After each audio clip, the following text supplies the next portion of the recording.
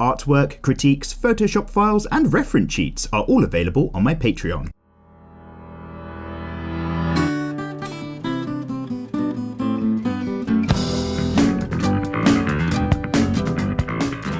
Well, hello there guys and girls, I hope you're all doing bloody well. My name's Mikey and welcome along to another episode of Draw With Mikey, episode 118. Hey there guys, how is life treating you lot? Deliciously I hope. Guys, this is the super casual midweek normally series where basically it's just my opportunity to ramble on for about an hour. It's very unedited, unscripted and rough around the edges. It's usually involving sipping some, can you hear this?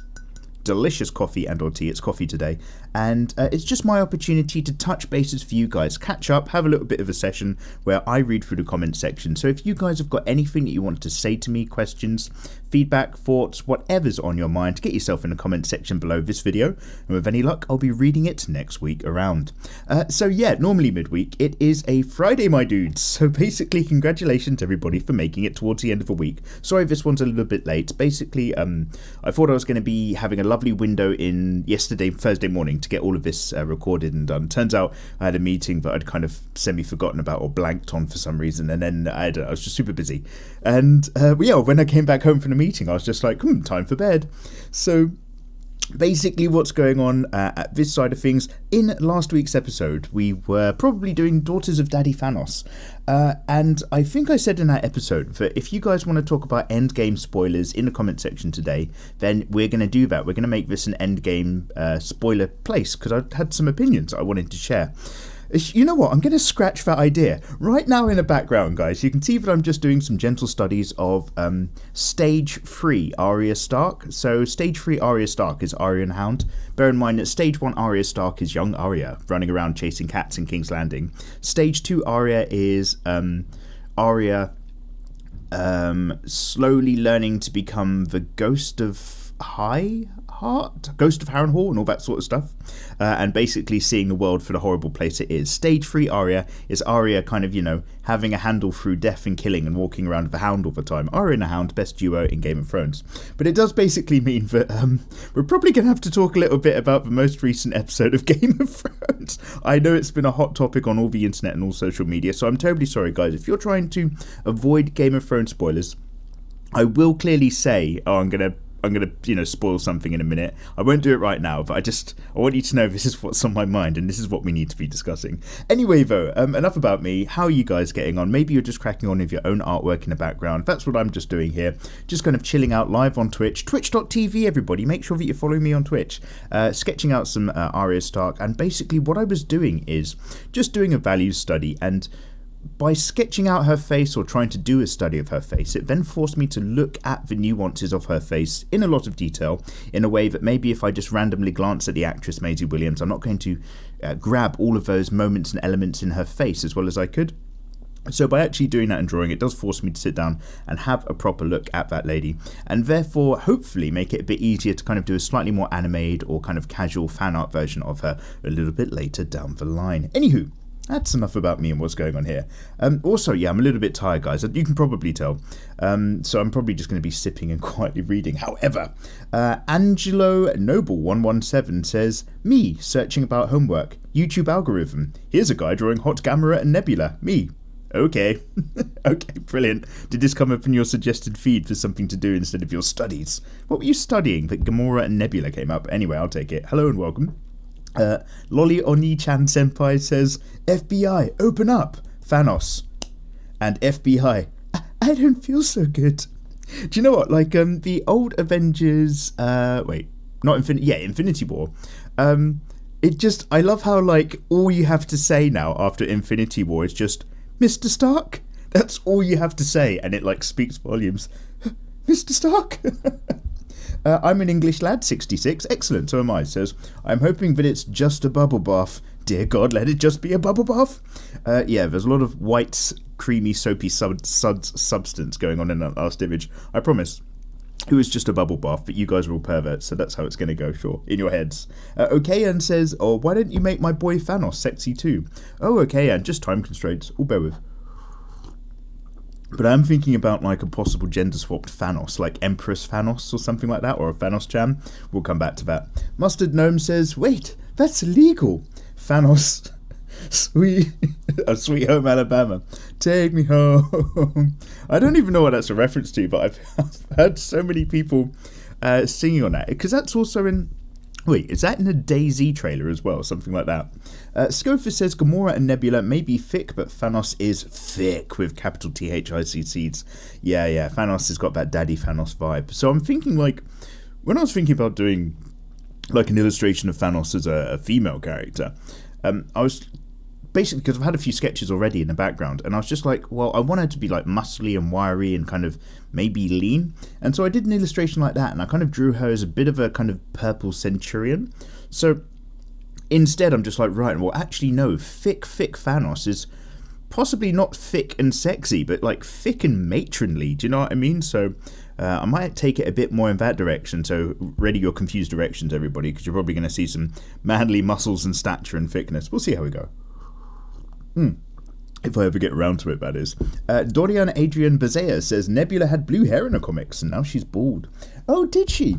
So I didn't really follow the comics, not that I'm close-minded to it. I'm getting more into comics these days, but I definitely used all of my referencing from the film as opposed to anything else. Someone whose name is Ice Wallow and then Cum says, why does he look like a pedo that I've seen before? That you've seen before? Now I'm really concerned about you. Oh no, and then if you click on show more, it just says, wait. Dude, IWC, is there something that you need to tell us? You okay, dude? Like, do you need some counselling? Reverse says, there's a lot of Janos jizz in this bath. Reverse, you're disgusting. How dare you say such things with your filthy mind? And Stella Onion says, so we've got a load of views. Everybody like just clicking on those random daughters of Thanos. Maybe I should be doing more random... So this is one of those things where you're just like, oh, I did a random half-hearted sketch and then I rendered it a bit just for fun. And it's like, oh, that's quite popular. And I'm just like, motherfucker, sometimes I try really hard with my artwork and nobody cares. It's just a way of the internet. You can't hate it. You've just got to learn to follow the curve. Oh, I'm going to get back into bed soon. No, I'm not. I'm going to render this video, I promise. Elmer's Glue says, Endgame. More like, end lame. JK, the movie was great. Yeah, fucking right, it was great. Watch yourself, Elmer's Glue. Although, I'll tell you what wasn't great. Here we go, we finally made it. How long did I last? 5 minutes? I'll tell you what wasn't great, everybody. The last episode of Game of Thrones. That last episode... Spoiler alert, everybody. So what I'm going to... So basically, let's see if I can talk about this without spoiling it for anybody first. The events that happened in... We need to talk about this. Come on, guys. It is a cultural phenomenon, right? The events of the last episode of Game of Thrones are things which I reckon probably sounded fucking awesome when they were talking in a meeting room, writing it down on paper. This happens, that happens, so-and-so has had enough, and these horrible events occur, and, you know, you're going to see it from these perspectives. So I could imagine, like, people patting each other on the back at the writing stage, going, wow, this is incredible. But when it came to actually the final edit, the final draft of the script, and how the characters reach the places that they've reached. Okay, well, let's just fucking talk about it. So basically, reaching a point where Dany just flips, like, she's had not enough time to flip or character progress into being like an absolute psychopath. Not in a 6-episode season, do you know what I mean? Like, between the last episode and this one. Also, another thing to complain about, everybody knows that Jon didn't pet his dog. That's fucking dark, right? He didn't pet Snow at the end of the episode before, the one before that, and he just fucked off. That is a real dick move, okay? Like, that really just turned me off, Jon Snow. So, what does the motherfucker go and do? He doesn't pet his aunt. His aunt was just like, hey, Jon, are we still going to bang or what? I could really fucking do some company right now. It's literally me and Grey Worm. All my other mates are dead. And Jon's just like, nah, I'm not going to pet my dog. I'm not going to pet my auntie either. If only he'd banged her and made her feel like she actually had some fucking human connection, maybe she wouldn't have gone like skitsballs all over the rest of the city. So anyway, the motherfucker, she destroyed everything. She does well done. Lands on that city, everybody's ringing the bells. Oh, also, side note, Tyrion's just like, if they ring the bells, everybody, if they ring the bells, it means that they give up. Everybody, ring the bells, ring the bells, ring the bells. And then I saw a Twitter post, and it's from Game of Thrones Season 2, where Stannis attacks by sea on King's Landing.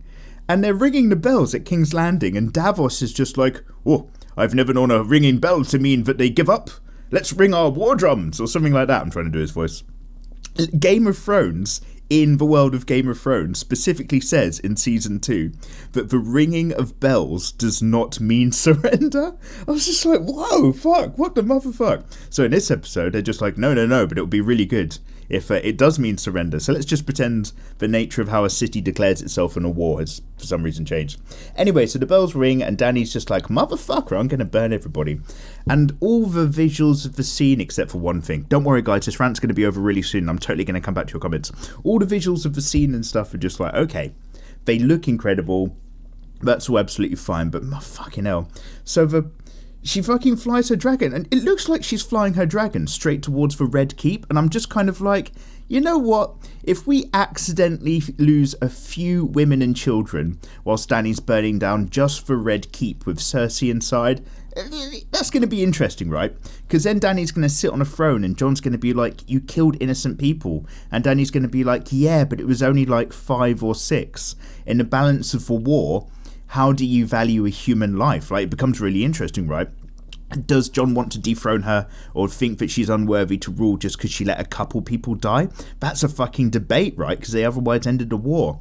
But no, instead of, even though she flies towards the fucking Red Keep, in the next scene, she's like miles and miles away, still burning the shit out of people. So, okay, she's gone full genocido and just started melting people. And I do kind of understand it, because she's making a big show of it. She's kind of proving to Cersei that Cersei made a mistake. If she flew up to Cersei and just melted Cersei's face, it would be a bit too quick. So you do get these great shots of Cersei looking out over King's Landing and watching Drogon just doing this big flaming zigzag everywhere. And there's this close slow rack-in on Cersei's face where she's clearly just asking herself, what was my plan again? How is this a good idea? She's clearly kind of regretting things. But pretty much everything else, I was just like, oh my god. Oh god, so fucking the Hound, when he goes, it goes really smoky because of all the rubble, and the Hound's climbing up to fight Sir Gregor. And I don't know, man. Like, when Sir Gregor's helmet came off and I looked at him, the first thing I thought was do you know how you spend all your life watching the original Star Wars trilogy? Oh god, I'm so ranty, I'm so sorry, guys. Do you know how you spend your life watching the original Star Wars trilogy, and at the end of Return of the Jedi, and I'm not saying it's bad, I'm just saying it's very jarring. At the end of Return of the Jedi, Velda? Wait, who? Velda. Vader! Fuck, that's a bad sign. Darth Vader takes his helmet off, and he's like, "Now, Luke, let me look at you one last time with my own eyes." Pulls off the helmet, and he's just a really puffy old guy. Absolutely fine, right? Absolutely fine. Great scene.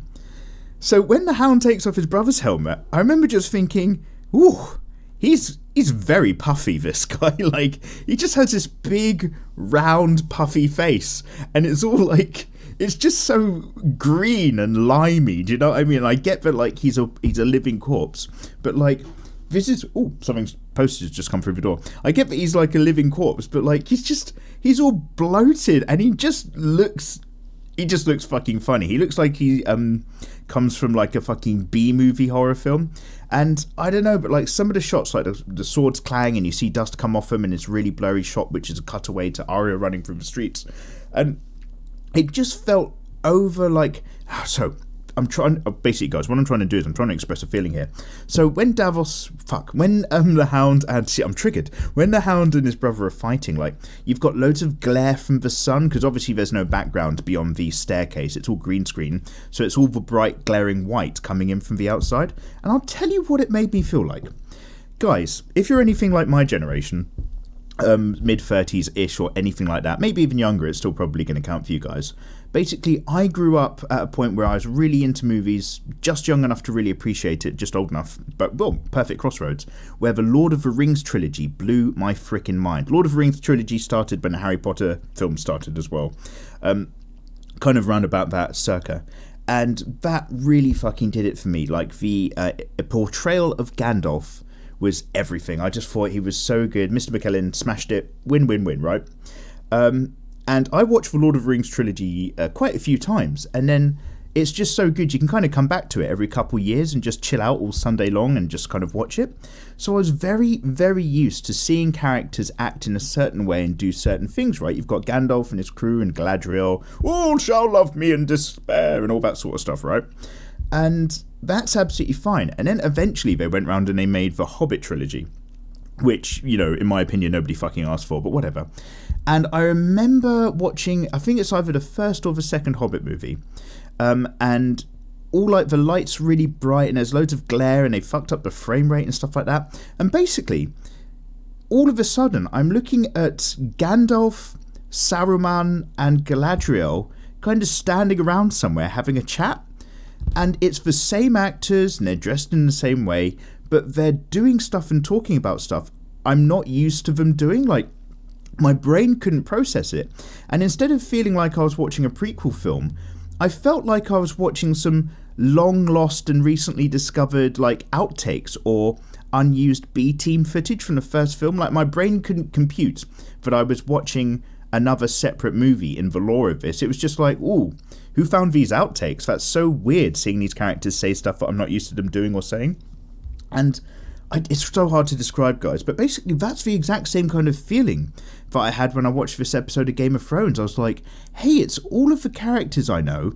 They're still in the world that I know, and all, like, you know, their clothing's the same and the budget's there. It's not like a YouTube or a, you know, video skit outtake or something like that. But I just can't believe they're doing what they're doing. I don't associate what I'm seeing as being congruent in the world of Game of Thrones, in the TV show of Game of Thrones. I can't believe that what I'm seeing now is set in the same world as previous episodes, as previous seasons. I was just like, whoa, why are they doing this? What are they doing? When Saruman's just like, oh, blah, blah, blah, we've got to check out this mysterious thing, and Gandalf's just like, I already let the dwarves go on their way. And I'm just like, you don't say any of that. You don't let dwarves go on their way. Why are you, my Lord of the Rings characters, doing stuff that I'm not used to them doing? So I was like, why are my Game of Thrones characters doing all this weird shit that I don't understand that they're doing? Fucking Euron Greyjoy. Fuck off. Like, nothing against the actor whatsoever. He clearly enjoys his role. Kudos to him, right, as a human being and an individual. Euron Greyjoy is a written character. Fuck off. What a fucking piece of shit. I fucking hate his character. I hate the writing. I'm pretty sure I'm not a big fan of the writers. Anyway, I'm the one who killed Jaime. Everybody's got to wrap up, right, all of a sudden. Euron and Jaime happen to stumble in the same fucking bit of fucking beach. So I thought, by the way, when Jaime left Brienne and he's just like, I'm a hateful man, I genuinely thought that Jaime was letting everybody think he was going back to Cersei, but his intent, I thought, like, I didn't think it was going to be a clever switcheroo. I thought it was supposed to be clear. I thought his intent was to kill Cersei himself. That's why he was going back. I didn't realise it was just so that he could bitch out of her again, and it's fine, the things you do for love aren't always explainable. But he just goes back to her and they just lose it in like a cave somewhere. In the Dragon Hall. Fuck him. Fuck him. And then I just can't buy into Dany's turnaround. I can't buy into it. And now Grey Worm's just totally down with killing fucking women and children. I mean, so this is the thing, right? And this is a bit where, for the sake of devil's advocate, I'm so sorry, guys. I'm so sorry this is all this episode is. Do remember, guys, if I've not read your comments in this episode, do not be scared to copy and paste it. Stick it in the comment section below this particular video. With any luck, I'll catch it next time around. But I'm coming right back to your comments. So the thing is like, Dany has a history of like murdering people. Do you remember like she did when she actually got all of the Unsullied? She did kind of semi-welch out on a deal, burn all of the slave masters, and then she had the Unsullied kill everybody who was a slave master as long as they weren't a child under a certain age. But that's including like a lot of women then, by the sound of things. So like, she's down with absolutely like murdering a city and being tyrannical. That's absolutely fine. And then do you remember when she went to, I want to say it's Marine? Do you remember like she had 120 odd of her slave masters picked at random and crucified? And some of those slave masters, including the father of Hisdar Zolarak, am I saying that correctly? Some of those people championed to save the slaves. Like, they weren't all bad, but, the dragon gets woken and all that sort of stuff. So there's precedent for it. It's just that this is probably the only city that Dany's actually attacked where we've seen it from the city's point of view, where we've seen it from ground zero, because usually we see it from Dany's pavilion and they talk about how the slaves revolted or a clever thing happened. Like, don't think during those actions a load of women and children didn't die. It was certainly war, except this time we get to see it. So I understand why this time we're a lot more like, motherfucker, no. But equally, and that was just me playing devil's advocate, it is fucking unacceptable because the bells were fucking ringing and I don't buy into she turned around that quickly. That fucking makes me angry.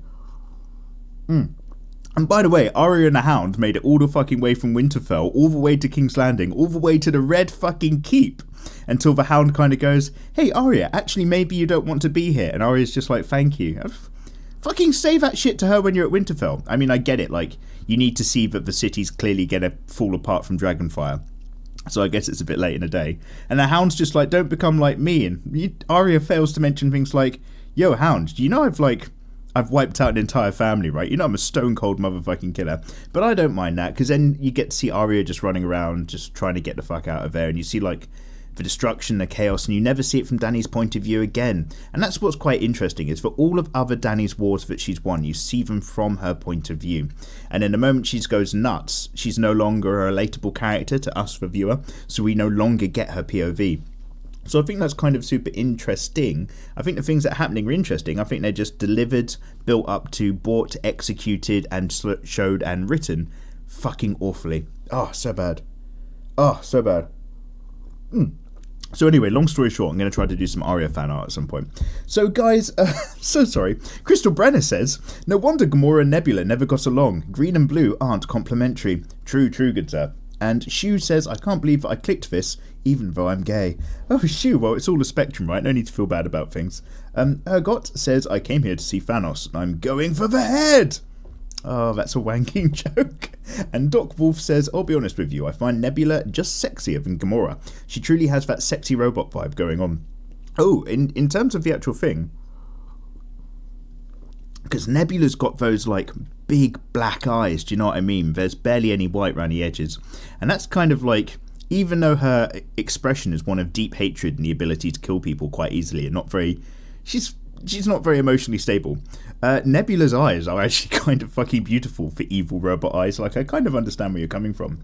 Cerbdus Dark One says this guy sounds like Adam and Joe. Oh, fuck. Do you know what? Some other people have said to me before, you sound a little bit like Adam Buxton. I mean, I'll take it. He was hilarious. Sandwich64 says, brah, could you draw Makoto Najima from Persona 5, please? She is my waifu.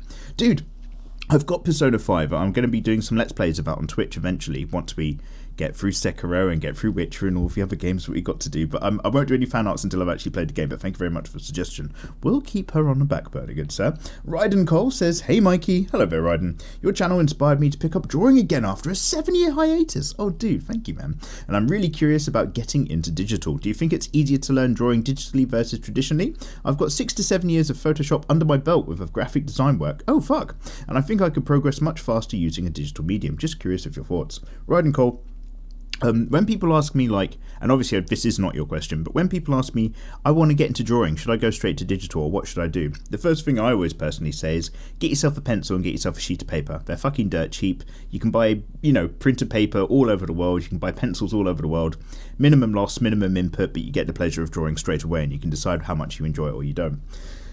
Getting into digital obviously involves money and price and stuff and thing. It sounds like you, sir, have everything you need, maybe just short of a drawing tablet of some sort. But if you've already got Photoshop skills and a copy of Photoshop under your belt, then yeah. Because the thing is, right and cool, you pay money for Photoshop, right? This fucking thing's expensive. If you've already got Photoshop and Photoshop experience, yeah, get the most out of it, dude. Fucking get into digital and have a go and see what's going on. Yeah, because you've got nothing to lose by that kind of session of going into it. In terms of time, dude, it's different for everybody, isn't it? There's no one way or one thing about it. I think because Photoshop does more, there's more to learn compared to a pencil, where you can kind of relatively intuitively get a feel for different ways to hold a pencil and different pressures and different ways of getting results out of it. So by that kind of extension of having more options, yeah, maybe it's going to be slightly more time consuming, but the rewards fair as well, right? You can do so much more of your artwork and express yourself in so many more ways. Dude, let me know how you get on if you actually do that. By the way, absolutely do it. If your question is basically, should I start drawing? Yes is the answer. Absolutely yes. Yeah, and you say you know a lot about Photoshop anyway, so dude, kick in, man, kick in. Wait, kick in? Dig in, kick out. Host Ryder says, anyone else think that Nebula deserved love? Like, for anyone? I think Nebula deserved a little bit of love. She just lived horribly, horribly hateful life, didn't she, the entire time? Lazy Tusha said, except for past Nebula, she was a bitch. So Endgame. Endgame. I know, I really liked Endgame. I still haven't seen it a second time around, a bit short of time. Questions I have. So, they've basically reintroduced Loki into the cinematic universe, which is very interesting, because now Loki, in some dimension or another, he escapes. So, Tom Hiddleston's back on Black, apparently, and Captain America, when he's giving back the Soul Stones, that's got to have been fucking awkward when he had to meet the Red Skull again and be like, oh, hey, Red Skull, I remember you. I need to give you one of the 6 most powerfully imbued gems in the universe, so could you look after this for me, even though I know I can't trust you? And then also he goes back in time with the hammer and the shield, and he comes back with just a shield, and he gives the shield to Fly Guy, but he doesn't come back with the hammer. So where's Thor's hammer in that part of the MCU as well? That's also very interesting. And those are pretty much my only questions. As for the rest of it, I was pretty much happy enough. Yeah. There's a few shots and scenes where you wanted a little bit more, but come on, it's a fucking 3-hour movie. They had a lot to fit in. It definitely felt messier than Infinity War for me personally. I really enjoyed it because it was much more of a tour de force, do you know what I mean? It was a victory lap. It was a victory circuit of all their previous Avengers movies, and I thought that was a really enjoyable element. I liked all that closure, and I liked all that wrap-up. Tony Stark's daughter was... I think they must have genetically engineered the cutest girl that they could. Like, I think whoever that child actress was, I think scientists got together and built her in a test tube for, like, the perfect... cute little girl child, although a lot of her lines I noticed were ADR'd, which is just a thing. I always keep an eye out for ADR'd lines on children. I'm just like, yeah, they couldn't quite get it on the day, they couldn't quite capture what they needed. So yeah, that was incredible. Really incredible movie, guys. Obviously you've all watched it, come on, it's a phenomenon. Oh god, I'm not going to do that, I'm so sorry. I've just dragged this channel back about 10 years. No, I'm not going to do it anyway. Okay, I'm so sorry guys. Please don't unsub. So basically, yeah, there was just a few points now, but I really thought it was fantastic. I definitely thought it was a bit more messy. They had to force their way from this point to that point and kind of force certain things to happen, which I don't massively feel like were established, or I don't feel like we were very smoothly or narratively guided into seeing occur. But, for what it was amazing. Like, everybody used to say there was no way, like, everything about Avengers Infinity War meant it should have failed. There was too many characters and too much going on. And the fact that it was so tight and so great was incredible, like an incredible feat. This one had even more going on, and it was still something that was massively enjoyable. By no means bad. It was fantastic. It was fantastic.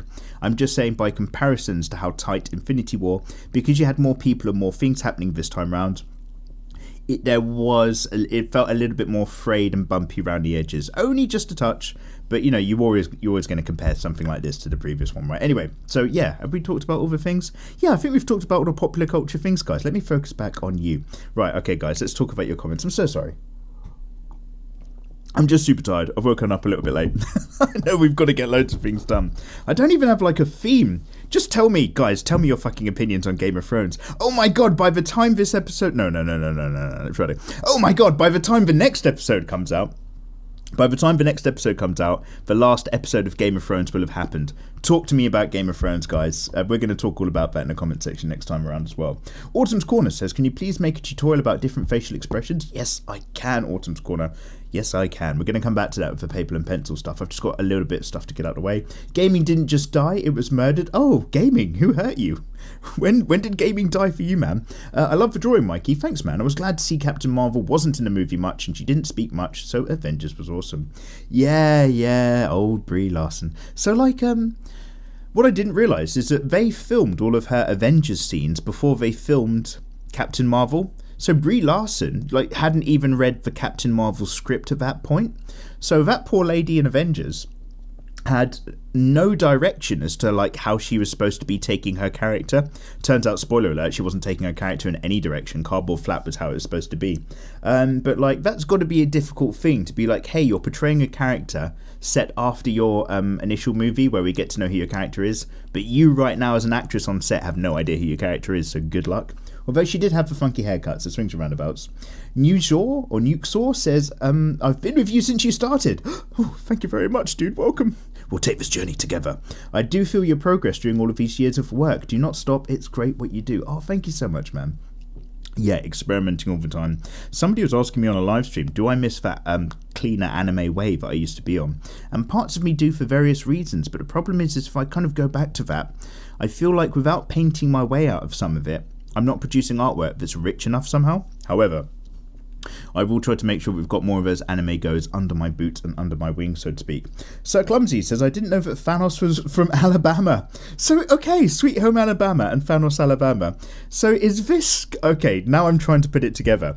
Guys, is this like an incest joke? And I'm not saying anything bad about people from Alabama. There's an excellent artist from Alabama, I think, called Jubilina. I think that's where she lives. And I'm sure, like, Alabamians are a top bunch.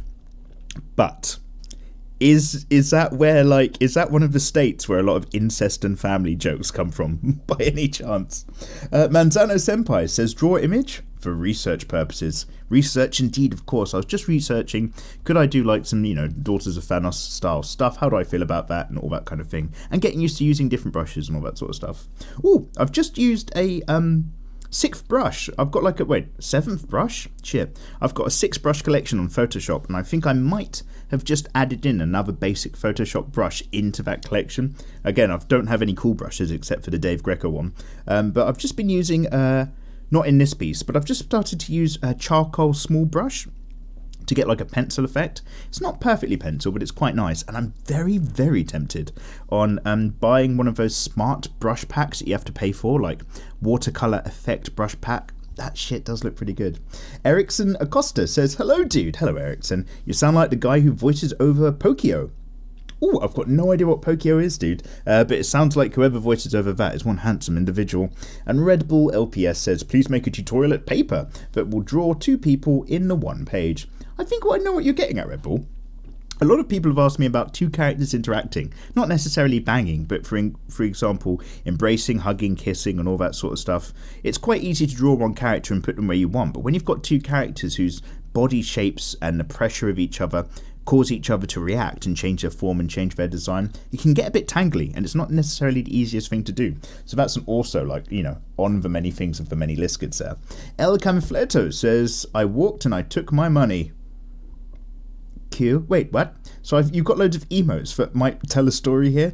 Fist, lightning switch, money, $. I don't understand what you're referring to. Unless you're just talking about Avengers Endgame, in which case they took my money as well, and I do not mind. I do not mind at all. Facet says, and this is the good spoiler to Endgame. Yeah. Spoiler alert, guys. If you sit through the credits of Endgame, there's a bit at the end where Thanos and Gamora have a bubble bath together. It's very saucy. Sakura Inferno says, you read my comment. And Sakura, I've read it again. And Luke Heron says, hey Mikey. Hello Luke. I've been playing around with digital art for almost a year now, and over the last spring break, I've gotten my hands on a Huion GT220 version 2. That's not a bad bit of kit, because it was on sale and it was a decent size. I've done some pretty cool things in Photoshop and I use it more and more often. I've come home from a rough semester of college. I'm sorry to see that. And my family has noticed that I spend more time than I should on it, and they're worried that I'm depressed. I love drawing and I've been told by my friends in college I should start taking commissions, but my family isn't very supportive. I have no idea what I want to do with my life. Have you had a similar experience, or is it just me? Thanks for reading and keep up the good work. Luke Heron, how can I relate to this? So I do think, as somebody who's had his ups and downs, like, haven't we all? Like, I think that drawing is a great way to kind of, I don't know if it counts as a way of dealing with depression. It's definitely a good way to delay depression. Like, if you're feeling, like, really down and you've got shit going on in your life, I'm a big, like, believer in that, like, you can just hold it off. Just start drawing and just, like, you get lost into your drawing and your zone, and you can have, like, some really nice evenings, and, like, at the end of it, you've actually made something productive as well. So it's kind of a win-win. If you've actually got, like, shit going on that you need to talk to people about, don't cut out the bit where you actually talk to people. That stuff's really fucking important. But I think, like, definitely, like, there's a massive therapeutic quality to the act of drawing. It's one of the reasons I try to push it so hard on everybody for, like, 110 number of reasons.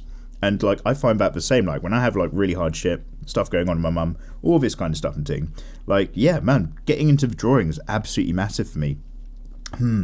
However, if your family are worried about you, that you might be depressed, dude, that's actually fucking a really good sign, because not everybody's got a family to worry about them when they're getting a bit down about stuff. So talk to your family, man, and like, yeah, chill out with them. Absolutely, by the way, if you're going to take on commission to make money, I noticed for, how to put it, if you ever have to explain something weird that you do to somebody, the quickest way to make them understand it is when they realise that you're making money from it, and then they tend to leave you alone. What are you doing on this internet, making these stupid videos? No son of mine's going to be doing this crap. Oh, you make money from it. Okay, I'll let it go. It's just the nature of human beings. Let me sip this. I remember I used to see a girl, and one of her best mates, this other lad, he used to, I can't remember what it was. I used to say something like, yeah, so I try to draw a lot and make drawing. This is before I quit my day job. But I was like, yeah, I kind of make just drawing videos on the internet, and I'm just trying to see if I can make that a thing. And just like do that. And this guy, like, you could tell he just lived in a different world where he was just like, yeah, but you're never going to make money out of that. That's not like a thing. And he's just like, but you're still going to have a day job. Like, you can't support yourself doing that sort of thing. And I remember just thinking, you know what? I'm going to let you live your reality where everything has to be miserable, and I'm going to go ahead and try to have my reality where I think things might be a bit nicer. And then I realised this guy also believed that there used to be actual giants, and there's this government cover-up conspiracy hiding all of the giant corpses. And like, no, literally, like, he keeps thinking there's loads of giant bones found, and referring to all of these doctored images that were all disproven, like in the 90s and stuff. So I was just like, okay, do you know what? I think you might be a bit of a fucking idiot. I'm not going to worry about what your opinions are altogether. Not that I'm saying all giants never happened. I don't know. But basically, do you know when you meet people and you're just like, hey, I'm trying to achieve this, and those people's lives are so shit and their attitude and their outlook so shit that they just can't relate to it. So they're just like, yeah, but you're never going to be able to do that. Yeah, but that literally can't happen. And it's just like, okay, dude, I'll see you later. The girl wasn't much better. Anyway, so like, basically, if you've turned that into something where it's actually working for you and you're making money, then all of a sudden people are just like, oh. So, dude, get those commissions out of the way if you're enjoying what you're doing. But also, yeah, mate, talk to your family, Luke. Go on, get them involved. Kensuke101 says, do you have any tips on how to make my art career and full-time job, please and thanks? No, I do not. Kensuke, so, I have not gone the traditional art method. This is the thing. I've never pushed like for art qualifications in particular, and I don't go to like I've not tried to get up a good art portfolio so that I could go to work in a particular art field for a company. I don't want to work for other people. I don't want to do any of that sort of stuff. I've not tried to get published with anything. I only want to do my own thing, which basically means I've soloed it into this whole art videos kind of situation on the old YouTubes and stuff like that. So I would say, excuse me, what little I know, I'm not really qualified to kind of give you much argument for, but this is what I certainly hear from a whole range of artists who kind of do their work professionally, and it's basically this: portfolio is everything. So work out what kind of art it is, dude, that you want to be making. Because you could sit there and you could be like, well, I'm going to show off some background art, and I'm going to show off some character art, and I'm going to show off some industrial design, and I'm going to have this really mixed portfolio. If you know exactly what kind of work and what kind of industry you want to be working in, you want to just be a background artist, you want to just be a character designer, you want to be just a sort of, I don't know, environments and effects artist, just a 3D artist, then make a portfolio just full of that, focusing purely on that by your skills, and then go back to your portfolio after a year or something and then take out your worst pieces. Only keep the absolute cream of the crop, because your portfolio, when you send it off to people or you put it on a website like ArtStation, is always going to be judged by your weakest piece. So massively best foot forward it. But that's what people are going to look at. They're going to look at the work that you've done and decide if they want your style involved in their teams and their projects. They're going to look at that. I mean, knowing people massively helps, and having experience in the industry massively helps, but they're going to look at the artwork that you're doing and they're going to decide if that's what they want with their work. They're not going to love your portfolio and then decide that they don't even want to interview you because you haven't gone to the right school or something like that. Like, conversely, no one's ever gone to an art gallery, seen a piece of artwork hanging on a wall, loved it, fallen in love with it and wanted to buy it, and then at the last minute turned around to the artist and gone, oh no, wait a minute, you don't have an art degree. In that case, I no longer like your artwork, or I no longer want to buy your piece. And conversely, no one's ever gone into an art gallery, seen a piece of artwork that they didn't like, that didn't speak to them, that they didn't want to buy, and then the artist has turned around and gone, oh, but I've gone to art school and I've got an accredited art degree. Oh, in that case, I do like your artwork. Do you know what I mean? It doesn't work like that. That's not how you relate to stuff. But again, let me just put that disclaimer on the end as well as the beginning. That's just my 2 cents from somebody who doesn't actually know about the industry. My attitude has been very much walk your own path in life and screw other people who try to help you.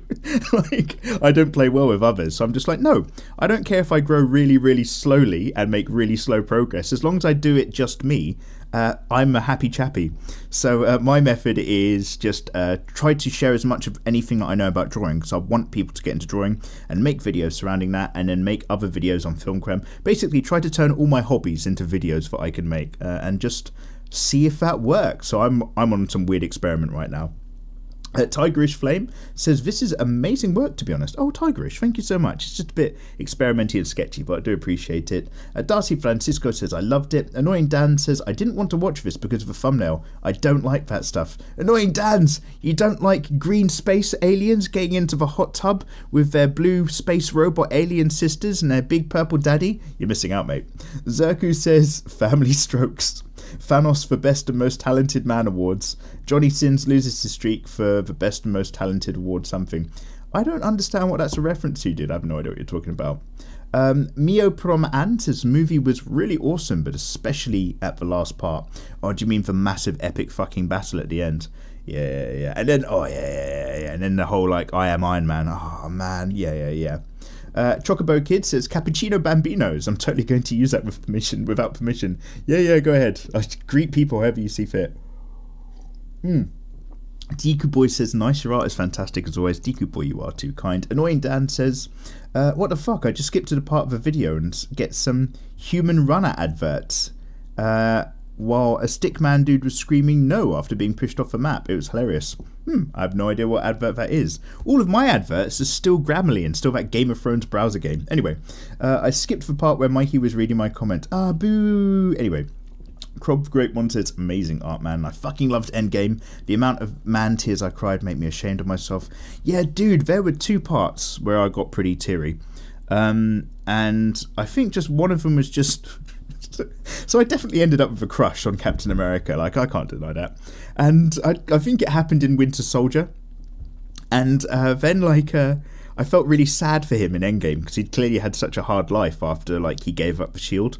And then the bit where he's just right at the end having the little dance with his missus.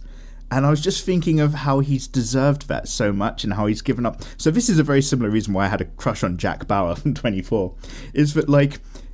These are 2 characters who just always are doing their best to do the right thing, and they never get a moment's rest because they always know it has to be them to do the thing because nobody else is going to do it, and the world's going to be a worse place if they don't do it, and they're compelled to be these people. And so, like, I'm always just like, no, they've given enough. Let them rest. Every time there's a new season of 24, I used to be like, no, Jack's given enough already. Please let him be. And it's the same with Captain America to a degree. I'm just like, he's given too much, man. So when he gets his life, he gets to live and just, like, you know, age gracefully and stuff. I was just like, oh, man, yeah. I really felt it. I really fucking felt it. There was another part as well. I can't quite remember off the top of my head, but I also felt it quite a lot.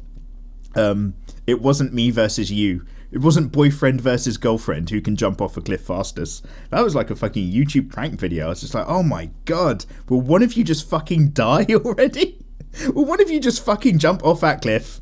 Anyway, and there's loads of other good bits. Anyway, no, yes, I really felt for him. What the fuck did he do with Thor's hammer? Where's that hammer? Sketchy Sketches says, I was just like, motherfucker. Oh, wait, is that a reference to the end of Endgame as well? And, alright, guys, I'm bursting for a wee bit. I'm going to hardcore it out to the end of this episode. I'm so sorry I spent so much time ranting about Game of Thrones, by the way, guys. But, guys, if you want to talk about Game of Thrones, the end of Season 8, get yourself in the comment section, by the way. We're going to have these opinions. Alex Topetti Maldonado says, I'm not a part of a hardcore crew. Dude, if you make it to the end of an episode, you are part of a hardcore crew. Don't yourself worry. But I do watch most of your videos from beginning to end. Oh, dude, Alexis, that is literally it. That's all it takes. Because obviously everybody on YouTube likes to watch the beginning of a video and then, you kind of skip to the end. But if somebody actually sits through one of these rambling sessions, it's absolutely brilliant. And remember, I make no promises on the Draw With Mikey series. I try to make it every week, every midweek, but the quality of the artwork that you're going to see in the background is always going to change because it's only whatever I happen to be working on. Sometimes that might be something that looks awesome, sometimes it might be something that's just sketchy and rubbish. I'm going to share the entire process, and that means you're going to see the rough as well as the kind. But equally, the content or subject nature or whatever I ramble on from, sometimes it's interesting to look through, listen to, and sometimes it is absolutely not. But you've been listening in the background, also you've been practicing drawing my dragons. Where are my dragons? Oh, we've come such a long way since then. Mohide95 says, Sup Mikey, I hope you're doing awesome. Hashtag 500k, hashtag hardcore crew, hashtag tea and coffee. Indeed, good sir, indeed. Yeah, 500k, 500,000, what a time to be alive. Katie Marigold says, bro, Endgame was really good. A fitting end to it all. That's all I'm going to say. Love this pick. Gamers like a slice of cake. And I've already given my opinions on that. And Rufio Fernandez says, Mikey, thanks for another amazing DWM. It really helped me work through this midterm I was struggling with. I'm looking forward to hearing your take on Endgame. Oh, there you go. It's personally one of my all-time favourites now. Yeah. No, I'm going back. I'm going back for a round 2 at the IMAX cinema whenever I've got a spare moment. I definitely want to sit in the cinema and watch that again. Oh, man, I can't believe I didn't get to watch John Wick 3. Fuck. I'm kind of regretting that now, but I've had to make my life choices. Jim Sketches says, absolutely love your art and your tutorials are really helping me improve. Jim, thanks for saying that, dude. I need to get back on more of them. I do know that. Book recommendation, The Dresden Files by Jim Butcher. There are 15 books currently and they're also on Audible, so ideal for listening while sketching. Also, I'd love to see you draw a fan art of The Dresden Files. Dresden Files. Let's add that into my list. And Strife GFX Gaming says, another great video. Oh, you guys are too kind. I'm very happy to tell you that you're the person that inspired me to not only get a tablet, but inspired me to explore drawing some more sexual stuff. Oh my god. If you end up in court, please don't say that to a judge. It's such an interesting challenge that I'm loving, so keeping being you and stay happy. Hey, thank you so much, dude. Yeah, I'm not scared to draw that spice. Obviously, we've got to keep it safe for the kids, right? Because I want kids to get into drawing. And equally, I draw some pretty risky stuff on my YouTube channel. So it's a little bit difficult sometimes to find that balance. But you know what? Take it or leave it. I really don't care. Super Ender says, you're my idol. I love your vids. Super Ender, find yourself a better idol immediately. But thank you for the comment. Agent DJ says, Brain, boss, I've got a package here. I, receive a package. What is this? Brain, I don't know. It's a cheap art video. I, hand, come here. Hand, sup dude, I, can you flag it? Hand, nah dude, I got some juicy Widowmaker. I, her, as you see the same family, but we can watch it, right? Wait, this ain't family! Is this another reference to the Alabama stuff? Agent DJ, I've got no idea what you're saying. I've got no rhythm for understanding your context of your comment. I'm so sorry. Mediv Mariov says, or MD Mariov says, big wheels keep on turning. Karen, it's the lyrics. It's the lyrics to Sweet Home Alabama. I've just clicked on the show more. Okay. You know what? I think I'm going to answer my own question. I'm assuming, guys, that Sweet Home Alabama, and unfortunately anybody in but Alabama, probably hits the stigma of a lot of kind of weird incestual family action. Is that what's going on here? I think I understand. I just don't know it for true. But that's enough references for me to kind of get the point of what's going on. AJ Lee says, Mikey, you're awesome on other work. AJ, you're awesome. Chill out, thank you. Sherry-Ann M says, Mikey. Oh, Sherry-Ann M! Dude, was it you who got... So, guys, as you've probably noticed, I'm still sneaking in those gift card codes. I don't do it in the product review videos because, that's for someone who sent me a product. But in most of my other art videos, I'm still sneaking in all these gift card codes I bought. And I didn't realise this, but if you spend a gift card code, you can send a note to the person who gave it to you. And Sherry-Ann M is one of the people who's got a gift card. And then they sent me like an email that was just like, I got it. So that's pretty cool. Well done, Sherry-Ann M. You're very quick off the mark. Guardians are one of my favourite Marvel characters of all time, you go on to say. In fact, Guardians of the Galaxy is my most favourite film franchise. It's so much fun. The series is an incredible mesh of sci-fi meets brilliant character development and humour. Yes, yes, yes. Thank you, James Gunn. It's incredible how the character humour really builds into the personalities they carry on, the happiness, but also the sorrow and the respect, like Mary Poppins, y'all, and all that sort of stuff. Yeah, dude. Motherfucking Mary Poppins, y'all. The fact that Quill respects Yondu in the sense that he doesn't want to offend him and replies with, yeah, he's cool, is absolutely incredible. Yeah, that is a great micro moment. So I love that scene as well. I know exactly what you're talking about. In a really similar vein, when it comes to micro, because I know a load of people are doing a lot of videos recently of like my favourite Marvel moment or this one Marvel scene. It was got a bit of a trending thing. I never had the time to make one for Filmcram, but I've definitely got one like in my head that stayed with me for years. And that is from Civil War. There's a bit where Tony Stark first meets Peter Parker, and he's in this room, and he's trying to suss Peter out and work out if he wants to get Peter involved in the fight. And there's a bit where Peter does his with great power comes great responsibility bit, but obviously he has to say it in a slightly different manner. So he says something like, if you know that there's a right thing to do and you don't do the right thing and something bad happens because of it, that bad thing happens because of you. And there's this moment where Tony Stark, I might have said this before, but I really feel it. There's this moment where Tony Stark hears that and he's obviously just like, okay, this kid's got good morals, this good grounding. I'm going to give him a suit and make him join us. But there's this micro moment in that realization where Tony Stark also looks sad as well as introspective. And you can kind of read into there that in that like split couple seconds of that particular shot, he's also realized that the very qualities that endears him to Peter and makes him believe that Peter Parker is going to be a good part of their group are in fact the exact same qualities and the exact same attitude that Captain America has in that film. In fact, the qualities that he's he's just in that micro moment, deep down in his heart, realized are the very qualities that he is opposing. And you just kind of catch it in his face and in his eyes for just this moment. And I was just like, that's fucking good. That's some RDJ magic right there. Anyway. Guys, go back to that. Go back to that fucking film. Go back to that scene. I always used to say Winter Soldier was my favourite Marvel movie.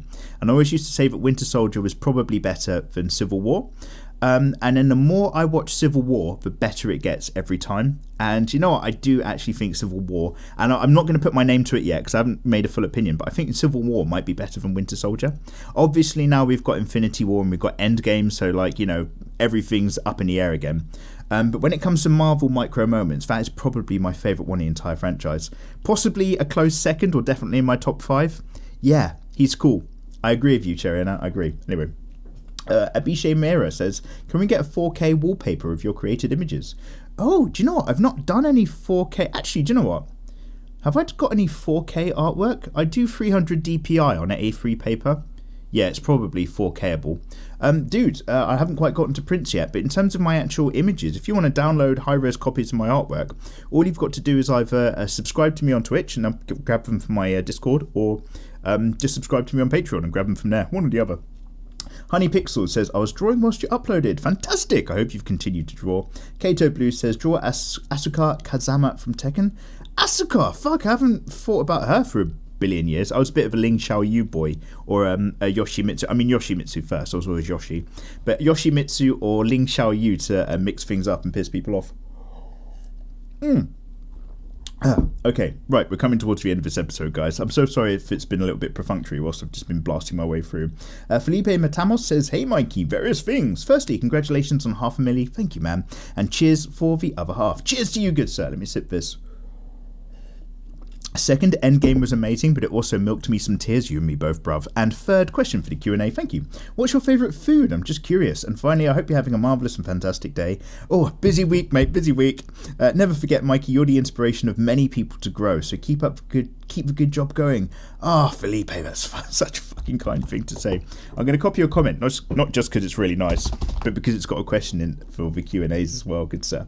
And Emmanuel Santurnturn says, hey Mikey, hello there Emmanuel. I found you very recently. Well, welcome along, good sir. Binging your videos whilst doing literally anything. There's this balance between your content and one of those lo-fi hip-hop radios playing simultaneously in the background that lets me sink into the canvas. I'm so pleased to hear that.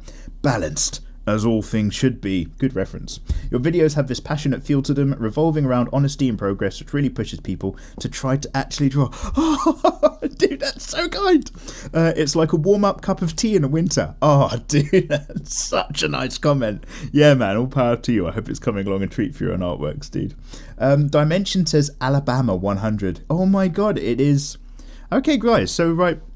Next time I ever do some kind of, and they're not blood related, but next time I ever do some kind of dodgy looking familiarly, a little bit too close to the bone family fan arts, am I supposed to play Sweet Home Alabama on top of all of this? Bailey Rock says, where does one get a copy of this finished artwork? I'm asking for a friend. Bailey Rock, it's called Patreon. And just another artist says, why not draw Mikey-chan, drawing Mikey-chan? That's too meta. That's too much. I can't deal with that. I'm an anime character, says, I was watching and then something flashed on your face and I got curious. I paused at the gift code, but I knew someone must have already gotten it. Yeah, I'm sneaking gift codes into the videos as a thank you for 500k subscribers. I confirmed my loss, but fools on them because I will eventually win a drawing tablet from Mikey. Yeah, guys, we got some tablets to do a giveaway next month. Gonna keep that mentality up. Also, I'm not really into Avengers, but Endgame was wow times 3,000. Oh, don't say that! That's too... That makes me cry. Love you 3,000, everybody. Too soon. Okay, Sergio Claudio says, amazing artwork. Thank you very much, good sir. Stakona says, at 12 minutes into last video, it's ASMR with Mikey. Oh yeah, we opened some post. Radio post opening, that's going to be a new thing. Local Folks asks if I did this on paper first. No, Local Folks. I have a paper textured background image on my default A3 page in Photoshop, just so that it's a bit easier on my eyes. Oh, excuse me, I'm burping as I'm talking. And just helps me kind of get into the flow of things. Oh, excuse me. Hollow Knight 03 says, hello Mikey, commenting for the first time here. Hello there, Hollow Knight. Oh, I'm glad I caught your comment. It's probably going to be the last one. What social network would you recommend to an illustrator who wants to start a fan base, and how? I, good sir, would recommend Twitter and Instagram. And basically every time you post on Instagram, copy all of your text and then open up Twitter and paste all of your text. You should be able to do this even if you're using a smartphone, and then pop the same image in there so that basically you can post to both very, very easily. And ArtStation for all of your super professional, best foot forward stuff as well. I know a lot of people have their own websites, and if Wix wants to sponsor me one day, then I'll totally say that having your own website's really, really important. But honestly, my attitude as an artist is, do you need your own website? People are going to ArtStation to look for your artwork, and people are following you on Instagram to follow your artwork and support you.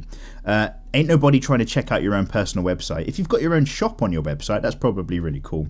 But if it's just a website to upload your artwork, maybe just upload your artwork to websites dedicated to doing that, where people in the industry already know that artists are already hanging out. Anyway, my recommendation to read is an anime and or for a fan art will always be the Monogatari series. Oh yeah, that's recommended to me a lot, actually, by some other people.